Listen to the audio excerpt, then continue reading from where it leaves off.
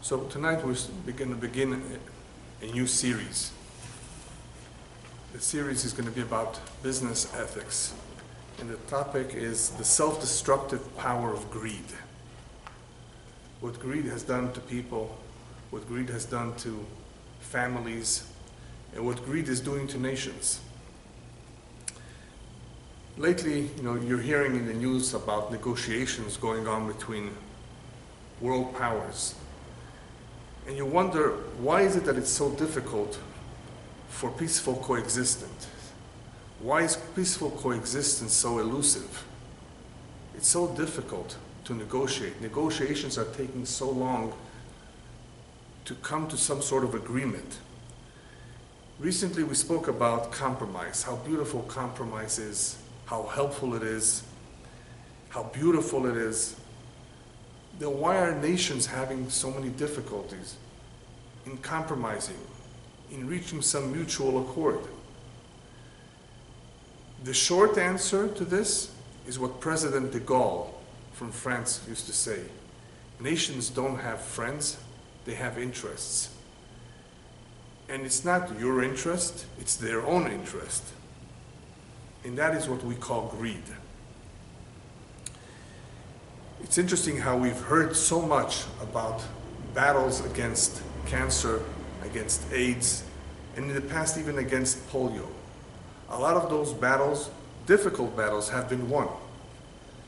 The medicine world has been very successful in overcoming many illnesses that have been around for such a long time and that have caused so much death and suffering for many, many years. Here we have a battle against the worst disease of all time, a disease that has been around forever, a pervasive disease called greed. And no one is even trying to do battle with this disease. No one is doing anything to try to tackle this problem. And how do we know that this is a disease? Because the rabbis tell us, the rabbis remind us that envy, desire, and the pursuit of honor remove a person from this world. What does it mean it removes a person from this world? It destroys his life. It destroys families. So much is lost and very little gained as a result of envy, hatred, disputes, lawsuits, and all because of greed, usually. Now, when we're dealing with nations, the problems that people have are even more magnified. But we're not going to be talking so much about nations right now, just about human beings. People are having a lot of troubles these days. One of those areas of trouble is called white-collar crime. Do you know how much crime of greed there is? Crime committed as a result of greed. White-collar, businessmen, professionals, corporations, and it's all about greed. Well, what is greed? What exactly is greed? Greed is not only the desire to accumulate, the strong desire to accumulate money. The root of greed is vanity and malice. What that means is that a person thinks more about himself than about the other. He doesn't care about the poor fellow. He cares more about himself. So there's vanity because of what he thinks of himself. He thinks of himself so highly. He's vain. And there's malice. That means he's insensitive to another individual's needs. Who do you think is affected by this? How many people are affected by this? You'll be surprised. The rabbis tell us the majority of people in various degrees. The Talmud says, Ruban begezel, mi'ut be'arayot, v'kulan be'avak lashon hara. If you look at the world and you look at the various crimes committed, various sins and transgressions that are committed by mankind, you will find different percentages. Ruban begezel means that the majority of the people make a mistake in areas that are associated with stealing or with cheating. Now, that doesn't mean that people literally steal, but people can easily succumb to something similar to stealing. Not paying someone on time, pushing off a check, and giving some excuse that the check is in the mail. That's also a form of stealing. Deceit, overcharging.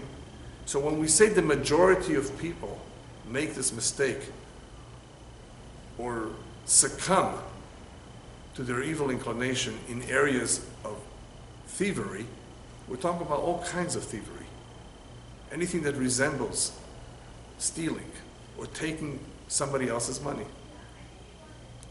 Then you have those, the minority, not the majority, who have a weakness for immoral behavior. Let's call that. Arayot, immoral behavior, immoral relationships. They have a weakness in that area. And then you have a lot of people, of course, who have trouble with slanderous talk. That's called lashon hara. So there's different percentages, and some people have a greater weakness in one area, and some people have a greater weakness in another area. But the emphasis here is on ruban begezer. Ruban begezer means a lot of people can easily fall into this trap. And this trap of taking somebody else's money or not caring about somebody else's money is unfortunately very prevalent. The question is why? Why should so many people have this weakness of wanting to have money, even if it means taking somebody else's money? Why should it be such a great desire? Why should people be so interested in it, be so attracted, be pulled by this? What's so powerful about money? So the rabbis tell us, look at the Hebrew word kesef for money. The word kesef comes from the word nichsaf, to desire. Instinctively, man is pulled, or man desires that we call money because it has power. It's alluring. And because it's so alluring, the rabbis tell us, En adam met v'chatzi ta'avato biyado. He doesn't leave this world not even having half of his desire. He's continuously desiring. He always wants more and more and more, even though he has millions. Or as the verse says, Ohev kesef lo yisba kesef. If you love money, then you will never be satisfied. You'll always want more. Doesn't it ever end? No, because part of this desire is to accumulate it, and the other half of this desire is to spend it. By the time you've accumulated, you may be gone from this world. In other words, a person does not even live long enough to enjoy all the money that he may have worked so hard on accumulating. So it's an unending interest and pursuit of something that he may never be happy with, may never be content with, of having enough. Because of this, you can understand now why there's an emphasis in the Torah, in the Aseret HaDibrot, in the Ten Commandments. What's the last one? Lo tahmod, don't covet, don't desire that which is not yours, that which perhaps is not coming to you. Just be happy with what God has given you. That should be enough. That should be sufficient. He takes care of your needs. He knows what you need. Don't look at the other side.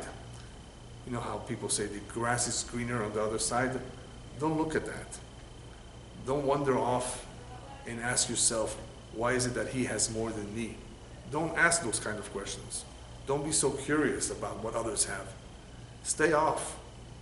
Focus on what you have. Be happy with what you have. And don't look to get more and more and more. This is not what life is all about, to accumulate money. But for some, apparently, that is their goal. That is their goal and that is their God. We see further in the Torah that the Torah warns the judges, warns the righteous people. Those who are wise, be careful with the bribe. Shochad, bribery, money, that can even blind the eyes of the wise, of the righteous. It can distort everything. Even though you're wise, even though you're righteous, and you can't be corrupted so easily? Well, depending on how much money they offer you. Maybe $1,000 won't corrupt you, but what about $10,000? What about $100,000? At some point, people will be corrupted. Not everyone, but a lot, unfortunately. So the Torah has to warn even the righteous and the wise, be careful with a bribe. Don't say, I'm going to pocket this money and it won't affect me. If you're the judge, it's going to affect you. Bribery affects. It influences our mind. It distorts our view.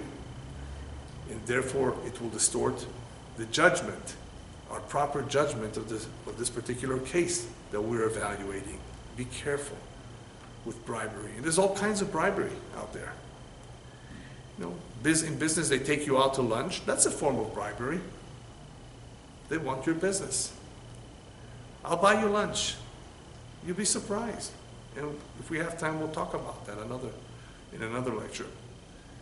One has to be extremely careful if he wants to really be objective, that he's not bribed perhaps by views that he may have had in the past, that these views are so well established in his mind that he's unwilling to entertain perhaps other views about some subject that interests him. He's already made up his mind. That's also a form of bribery. He's comfortable with that.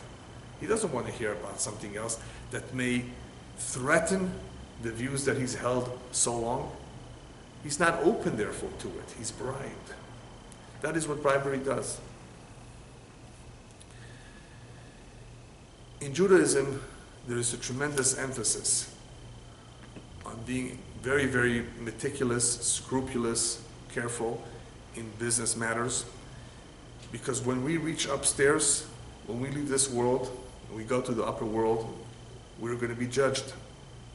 One of the questions that is going to be put to us, one of those areas in our life that is going to be examined is Nasata benatata bemunah.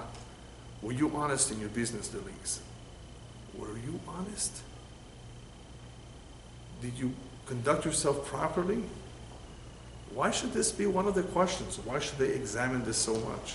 Why should they care so much? It obviously must be important.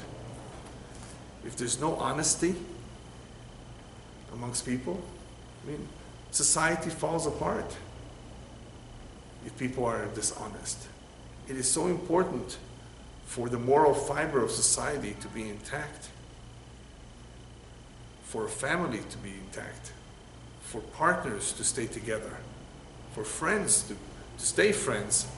If there's honesty between them, trust, you remove honesty, you remove trust, and everything falls apart. So when they ask us about this area of our life, they're basically telling us, listen, this matters a lot. This says a lot about you, if you were honest or not. You can't be dishonest in business and be a nice guy.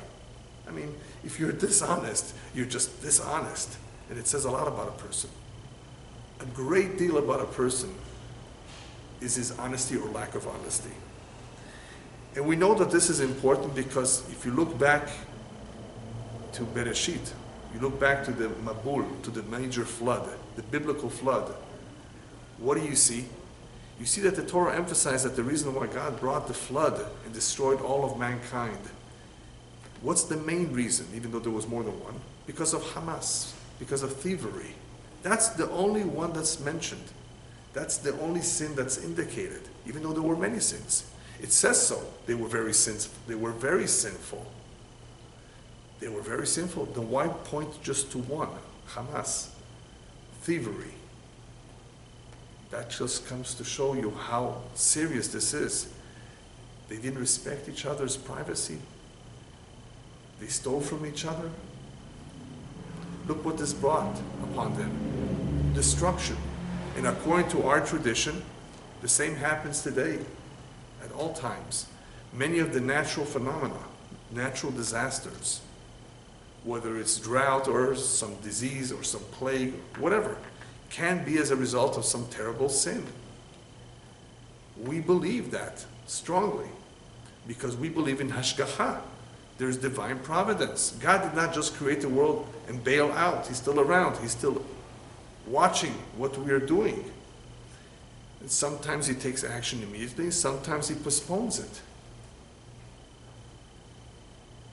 And it could very likely be that some terrible problem is occurring in some country, in some area of the world, as a result of lack of justice, as a result of corruption and thievery. Even though we know that this is a terrible sin, to steal, to be greedy, to think of yourself and not about others, nonetheless, a lot of people still continue to do it. And we said that this has to do with the strong desire that people have. But wait a minute. Even though people have such a strong desire, why don't they look at what has happened to others who have succumbed to this evil inclination? They've been caught. They've gone to jail. They've paid a very heavy price for their crime. Greed does not pay off. Crime does not pay. Then why don't people learn a lesson? Why are people still repeating the same mistakes of others? Don't they see that this is wrong? Don't they see that this doesn't pay? That this is so destructive? Don't they see this? Why don't they learn? What's the answer to this? Why aren't people learning from the mistakes of others? They can see them in jail. Some of them are 20, 30 years in jail because of this. Then why don't they learn from the mistakes of others? So let me tell you a story that perhaps partially answers this question. There was once a rabbi, a little over 200 years ago, that went collecting money for a very important cause. He was having a very hard time. People weren't giving him, people weren't helping. And he decided, you know what, why waste my time here? At least I can go back home, spend some time with my family. You know, I'm not doing well here. I haven't been successful. So maybe I shouldn't stay that long. So before he's about to go home, he's asked by the community, you know, Rabbi, you're here, can you please go visit the thief who's in jail? He says, a thief in jail? Who's this? Yeah, there's one of the members of the community who was caught. You know, and he has this weakness. He's a thief, and he's in jail. Perhaps if you speak to him, you know, he'll stop being a thief. Perhaps he'll understand that it's wrong, and perhaps you will educate him on how to be a better person. So the rabbi agreed. He says, I'm already here. I might as well go speak to someone. Maybe I can help him. So the rabbi goes to the thief, goes to visit him in jail, and he tells him as follows. You see, crime doesn't pay. You see, you stole, you were caught, you landed yourself in jail. Look at you. Look at where you are. It doesn't pay. So the thief tells the rabbi, Rabbi, you have it all wrong. I was caught. Next time I'll try harder not to be caught. You're right. They caught me this time, but I'm going to try again. And hopefully next time they won't catch me. You think the rabbi was surprised by this answer? Obviously, some of the thieves, that's what they're thinking. But the rabbi was taken aback for another reason. He said, wait a minute, I just learned something from a thief. There's a famous saying, if at first you don't succeed, try and try again. You heard that? The rabbi says, why am I giving up so quickly and going back home? I just learned something from the thief. If at first you don't succeed, try and try again. I'm not going to give up. I'm going to continue trying to raise funds for this cause. He learned that from the thief. The thief, of course, was thinking about something completely different. Yes, he was caught this time, but he's going to try again. Hopefully the next time he won't be caught. He doesn't want to give up. That's incredible. Even though many of them are aware of the consequences of their actions, that desire is so strong, they actually are thinking that one of these days they'll just get away with it. They won't be caught.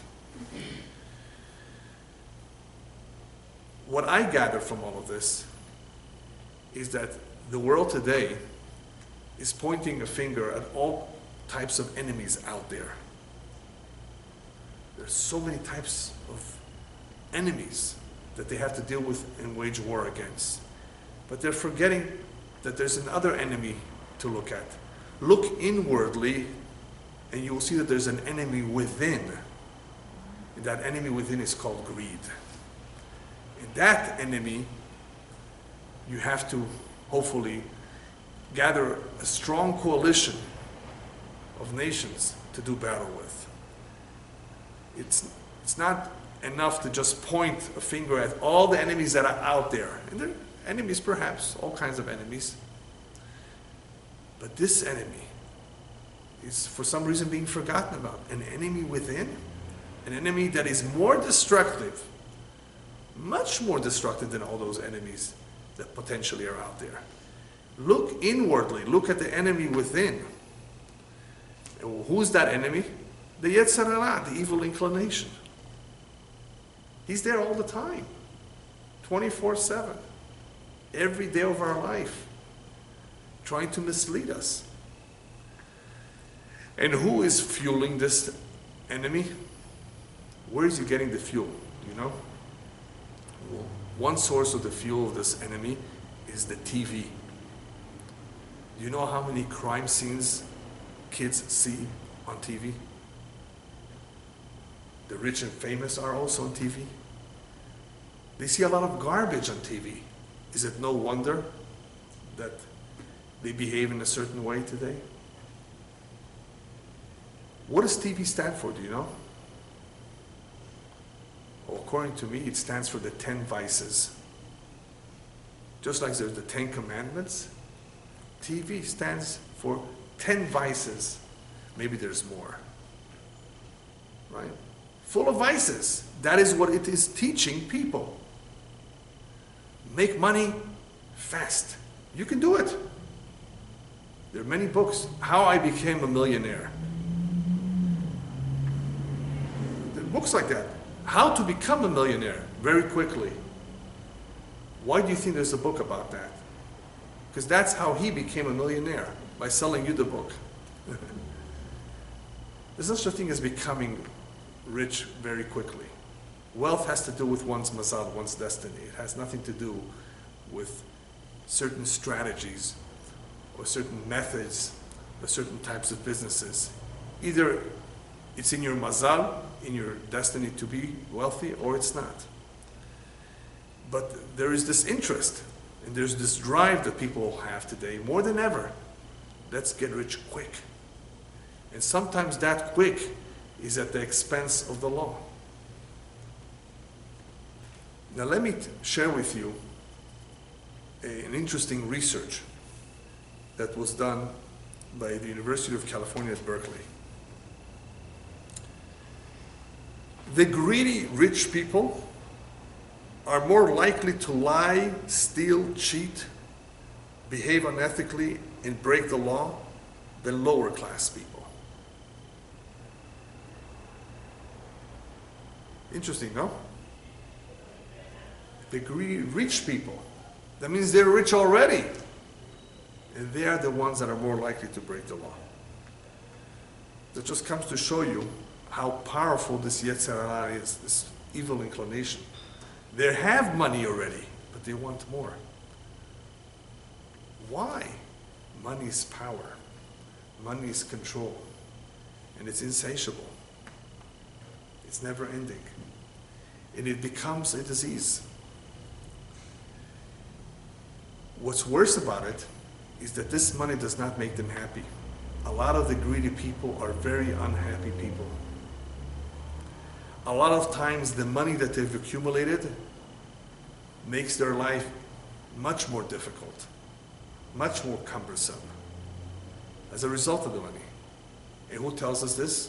Kohelet, Solomon, in his book Ecclesiastes.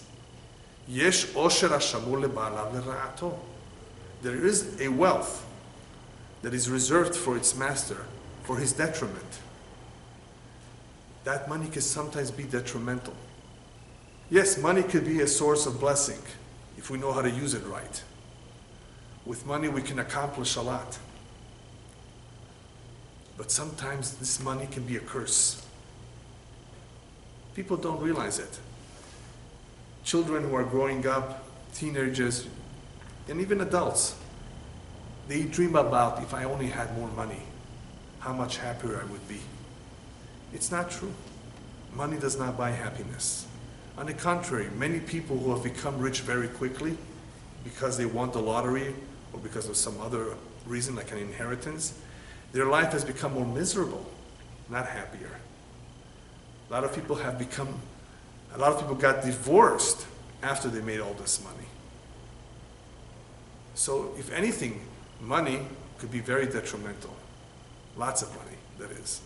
In the pursuit of it, if people pursue it, if people want to get their hands on it, that could lead to all kinds of other trouble, including breaking the law, God forbid. People who are addicted to it, people who want to have more of it, they want to get their hands on it, they may succumb to almost anything and get their hands on it and try to get their hands on it. This has happened throughout history. Throughout the history of mankind, we've had this kind of problems. The pursuit of honor, envy, right? And desire, all kinds of desire. So what are we going to do about it? If you do nothing, then you lose. There's a very, very strong influence outside in the street that's competing for your children. The street is competing for our children. The street has its own values, and they're not necessarily the right values. And if we are not proactive, then we lose.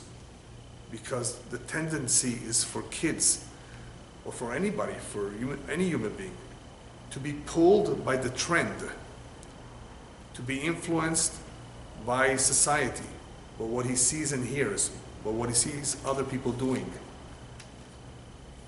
So if we don't do anything, you lose. In order to compete with this trend, in order to do battle with it, in order to win, we have to be proactive. And being proactive means teaching the right values to our children early on, at home. What should those values be? Well, Judaism emphasizes emet, yashrut, and nedivut. Emet means truth, truthfulness. Yashrut means honesty. Nedivut means kindness. These are three very important qualities, virtues, that are not negotiable.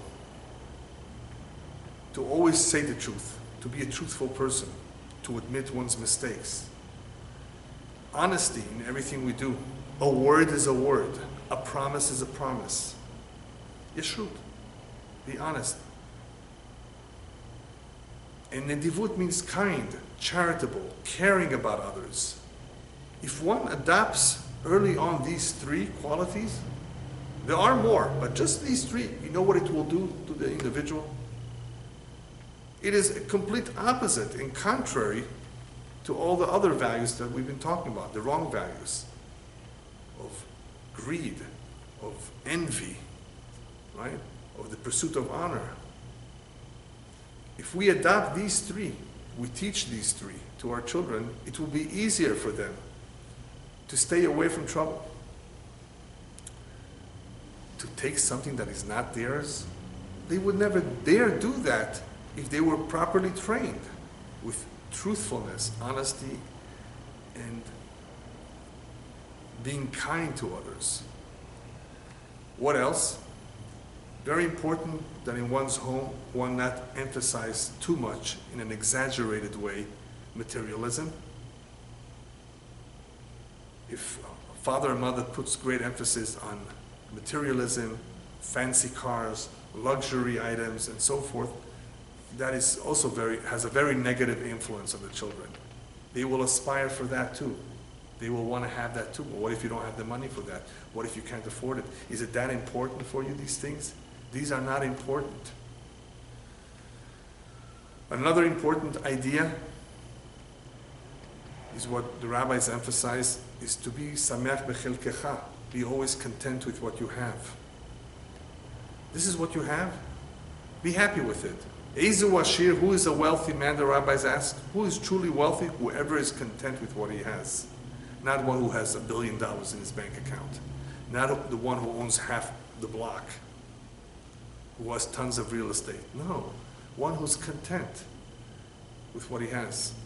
There's a lot of people who have very little, but are much happier than those that have millions, I assure you. They're content with what they have.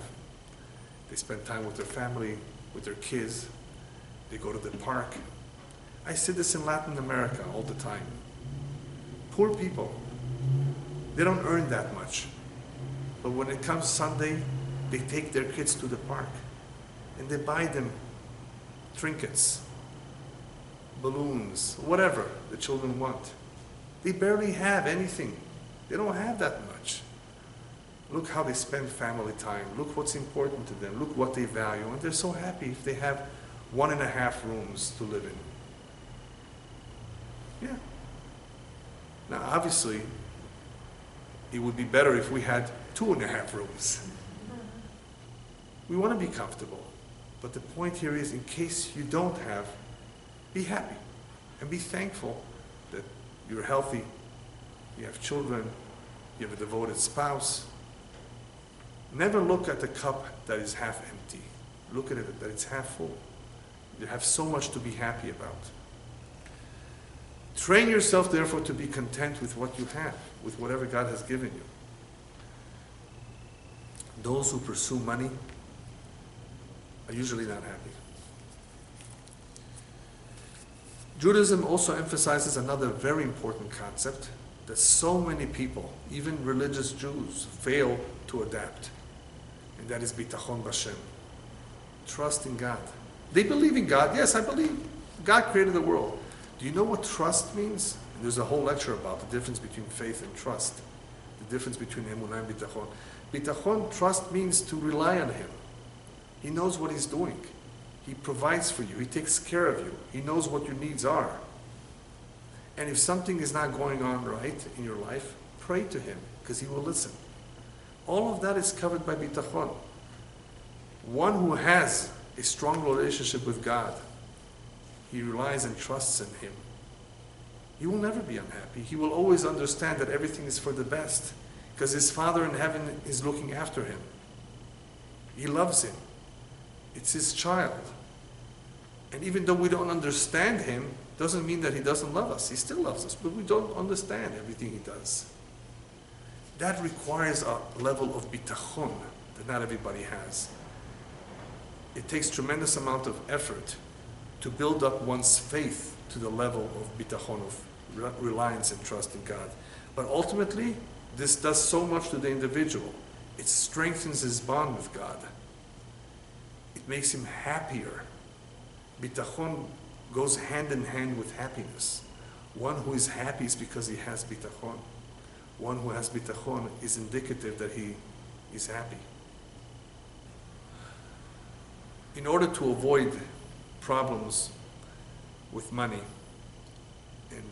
and I say problems because a lot of people become entangled in areas of money, whether it's arguments about an inheritance or some other fight, some other dispute in business.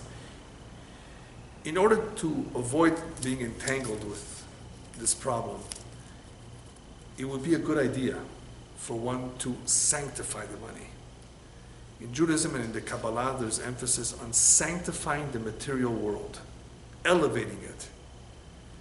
We live in a physical material world. It doesn't mean that we have to stay away from it in order to conquer it, in order to avoid its pitfalls. No, use it, but elevate it, sanctify it. If we use it right for the right reasons, it will not, God forbid, cause us any problems. If we use it in the wrong way, we will be slaves to it. We don't want to be a slave to the money. We want to be the masters of it. We want to use it in the right way, in a proper way, in an intelligent way. Then elevate it, sanctify it, use it for good things, not just for your own personal needs. Share it with others. Be charitable, be kind. If one engages himself in this kind of an activity of sharing his wealth with others, of being charitable, then that money won't hurt him. That is our tradition. It's a very clear tradition that if one elevates that which is material and physical, then the physical and material will not hurt him.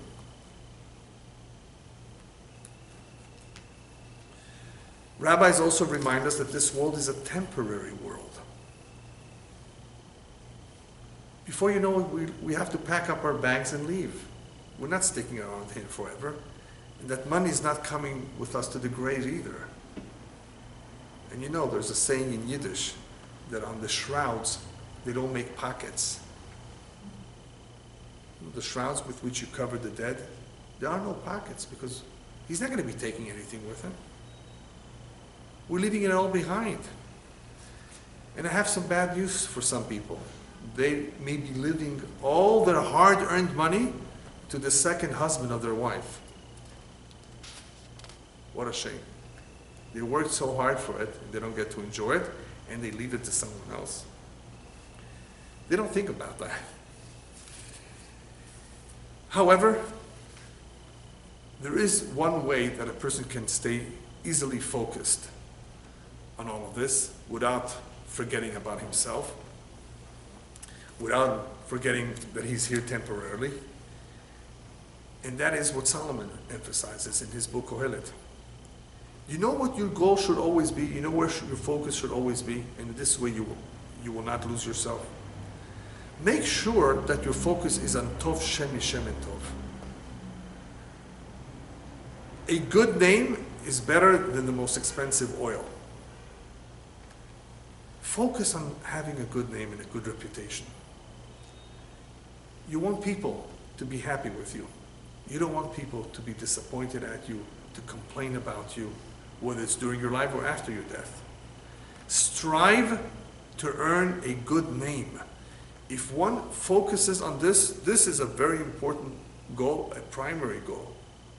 Tov Shem Yishem and Tov. I want to earn a good name. I want to have a good name. If this is so important to you, then hopefully you won't be lost. You won't be distracted. You will stay focused. As long as you really care about this sincerely, about a good name. What about countries and nations? What lesson can they learn? Could you imagine if all the nations of the world would get together and instead of thinking of spending money and sending a mission to Pluto, they would use all their resources, all the money that they have, and invest in solving the world's problems, trying to solve poverty, famine, all the troubles that afflict mankind. If they would take all the resources they have and work together, cooperate together, instead of fighting each other, instead of competing against each other, work together as one family to make this a better place, a better world, then Mashiach would have come a long time ago, obviously. The opposite has happened. So many wars, so much trouble, so much antagonism between all kinds of religions and beliefs and philosophies and interests. They all have different interests. But could you imagine what they can do?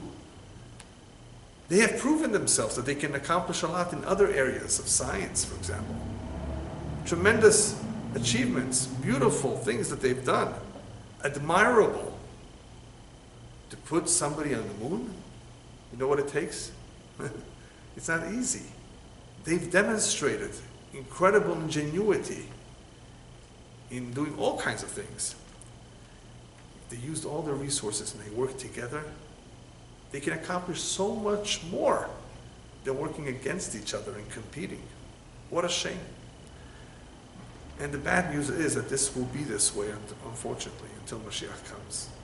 I don't foresee the world without the leadership of Mashiach taking the initiative of doing what's right.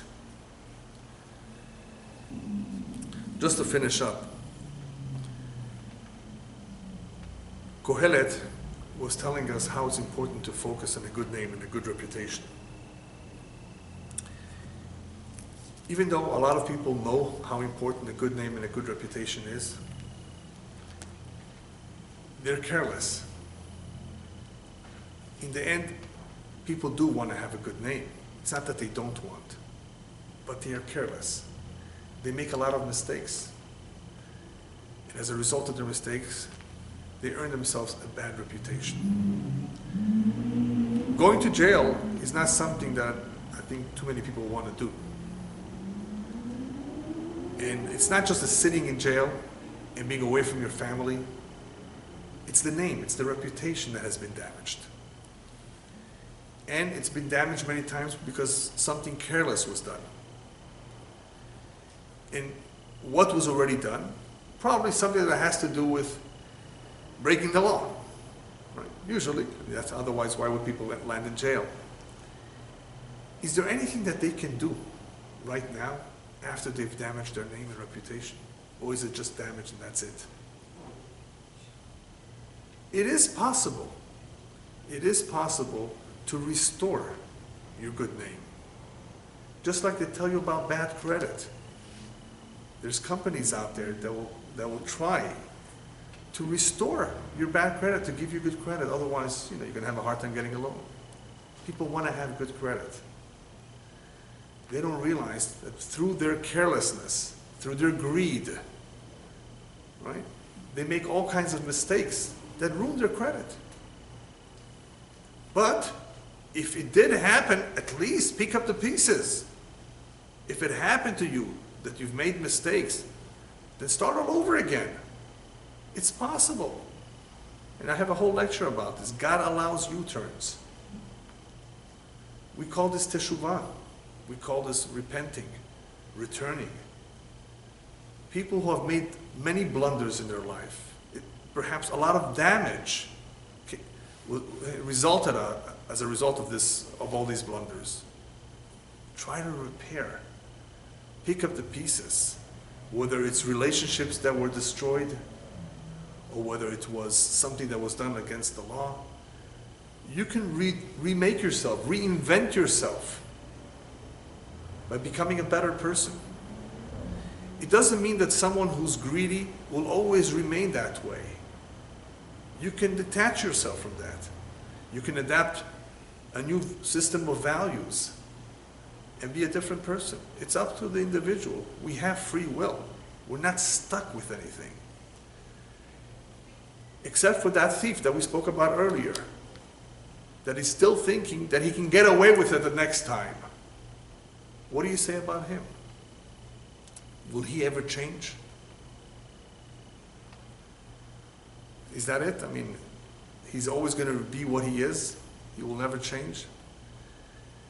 And the answer to that is it all depends on how powerful that evil inclination is in the individual. If a human being is completely ignorant, if he has no spirituality, no spiritual content in his life, and all he thinks about is food, pleasure, money, if that's all he's going to think about, then obviously he's never going to change, because that's what's occupying his mind.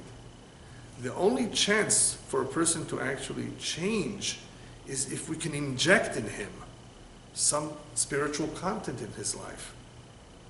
Then, all of a sudden, he will feel the good inclination pulling him, not only the evil inclination. He will stop being a slave to his weaknesses, to his vices. So many people are slaves. They're completely addicted and stuck in this way. No spiritual content in their life. And that's really a very important key to resolving a lot of problems in people's life, is spirituality. If all we have is a physical world with physical content, then obviously we won't see anything but physical. And that's all we want to have. We think that this is what will make us happy, but it's so not true. This does not make people happy. Just because you have a more comfortable home, you have a jacuzzi, you have a nicer car, these things will not make you happier. And the problems that were there before will continue to be problems. They're not going to go away. What's going to cure the greed? Not more money. On the contrary, you're fueling the greed even more. What is going to cure it? Only spirituality. A different set of values. A completely different set of values than what he's had before. Where is he going to get that from? Not from the street, not from the TV. The TV is selling you a completely different set of values, the wrong values. You want to do war with that? It's very difficult to do war with that. That's the trend. So it requires a tremendous amount of effort to convince someone, inject in your life more spirituality. You will see that you will become healthier. Not only physically, spiritually, you'll be a happier person. All of a sudden you'll see yourself not wanting those silly things that you've wanted for so many years. And you'll say to myself, how childish of me that I put so much effort to pursue these things. They only brought me more trouble with the law and with people.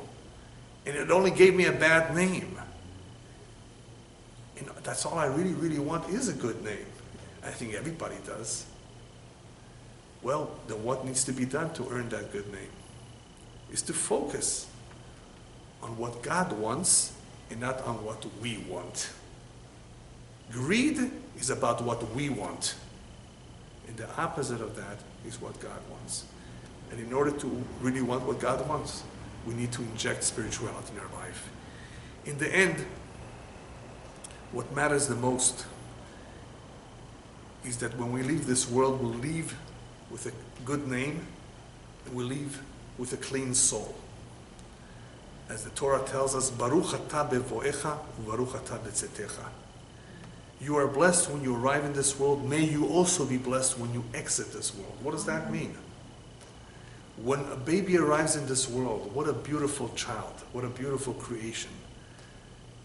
He or she is a saint, clean from any sin. We're so happy for them, but we're not sure what they're going to make of themselves yet. That child, that beautiful saint, could be a monster one day, God forbid. Or they could be a very righteous individual. We're still excited for them, for having arrived in this world clean. What really matters and what's more important is that they leave this world in the same way they came. So Baruch atah bevoecha, Baruch atah betzetecha. In the same way that we are blessed when we arrive in this world, may it be the will of God that we should leave this world in the same way, clean, without any sins. That is something to strive for. How can you guarantee that? If we make mistakes, we're not perfect, by correcting them. Rabbis tell us, remember to do teshuvah every day, because tomorrow may be your last day. Or I should say, today may be your last day. Do teshuvah every day. Before you go to sleep, evaluate your day. What have I done right? What have I done wrong? Or did I just waste my day? Before you go to sleep, evaluate. That is what we Jews do. When we say Kriyat Shema before we go to sleep, we evaluate. We're supposed to evaluate what went on this day. Why? Because perhaps there's something that we need to repair. Why do it now? Because you may not have a chance to do it tomorrow. And you want to leave with a clean soul. Not with a soul that has been stained or tarnished with all these, unfortunately, transgressions. God forbid. So this is a very valuable point, is to continuously strive for a good name, a good reputation. And by focusing on this, by wanting this very, very much, then God willing, we will succeed. That in the same way we came here without sin, in the same way we should leave here as well. Amen.